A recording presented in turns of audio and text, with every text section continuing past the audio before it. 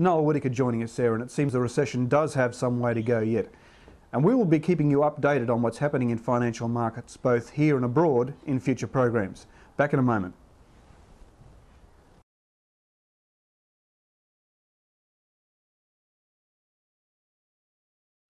Former Government Minister Gordon Nuttall, now convicted and jailed on charges of corruption, he was the member for Sandgate. His replacement is Vicky Darling, one of the bright young talents set to make her mark on Queensland politics. Vicky was kind enough to take time out of her busy schedule to talk to us last week. Vicky Darling, welcome to the program. Thank you, Tim. It's great to be here. Vicky, firstly, congratulations on winning your seat comfortably in this year's state election. Thank you. It was a challenging time, but it was worth coming through. You have what would be regarded as an impressive political pedigree. Your mum Elaine was the federal member for Lilly for 13 years. Your grandfather was the state member for Nudgee for 17 years. What was it like growing up in a family that had such a strong political identity? I actually had a wonderful childhood and grew up very close to my grandfather, as well as my mother, and all of my aunts and uncles were actually very much involved in the Labor Party. But I'm not sure I'll ever really know how special an upbringing it was, because I was just surrounded by wonderful people, really honest, hard-working people who were striving to make things better for the community that they lived in. So I think it was special. Now, you joined the Labor Party in 1987. Now, besides your family history, was there anything else that prompted you to commit to a political life at such a young age?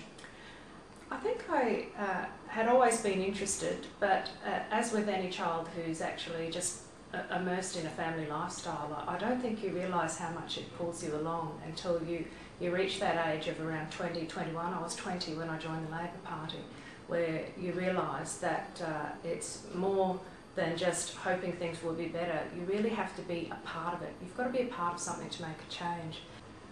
The state election win in March by the Bligh government was a comprehensive one. What would you identify as the main reasons for Labor achieving its fifth term?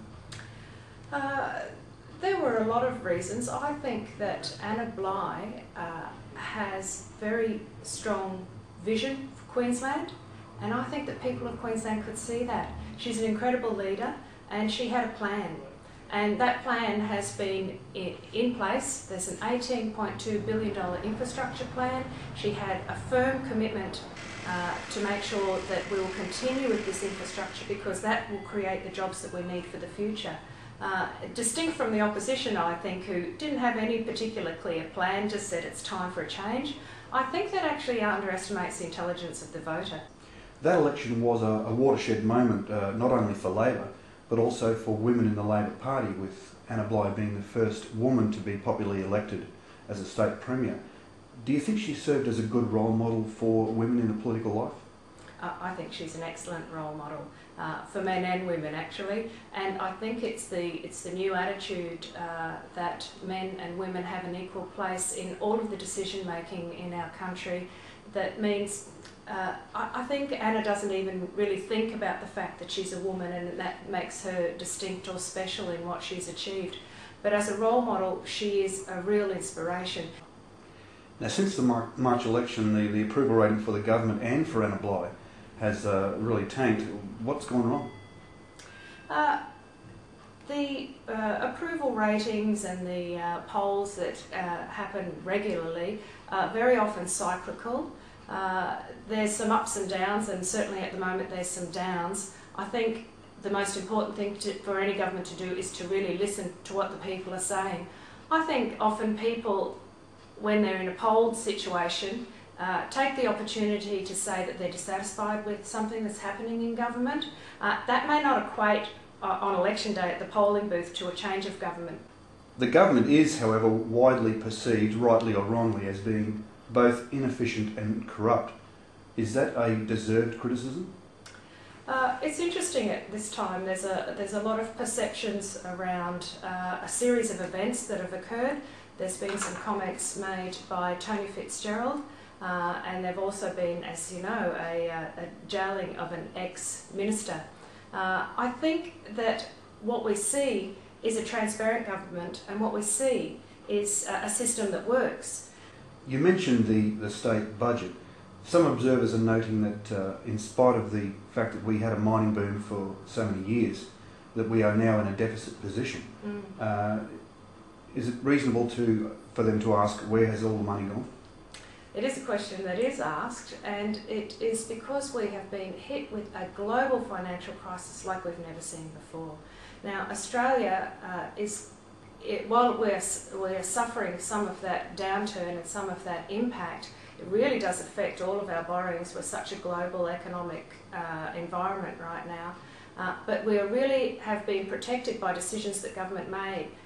The projections are that the deficit will continue and will increase. Has Treasurer Andrew Fraser outlined a plan by which the deficit can be retired? Part of the plan is his Renewing Queensland plan, which has been presented to the Queensland people. There's a lot of debate going on right now and discussion as to how we actually go ahead to sell some of the previously state-owned assets, and that will actually just keep the income coming through. The first cab off the rank will probably be the Queensland Rail coal service. Now, that's something that won't affect individuals at all. These are coal rail services that run just from a coal mine to a port, so they're not used for freight or passenger services at all. We do need to sell something that is profitable, that will make some money and bring us through that. Doesn't that amount to selling off the farm, though?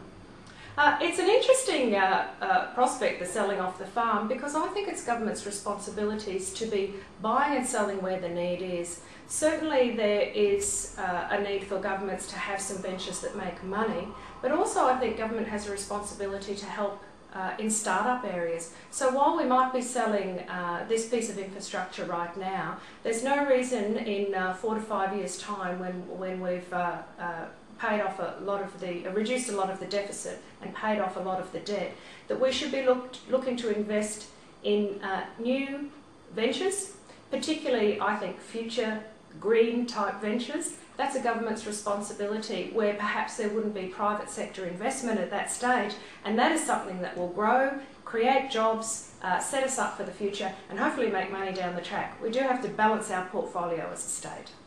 Vicky Darling, thank you for talking to us today. Thanks, Tim. Vicky Darling there. And after the break, we take a look at real estate in the southeast corner. Who wants to buy? Who needs to sell? That's all coming up.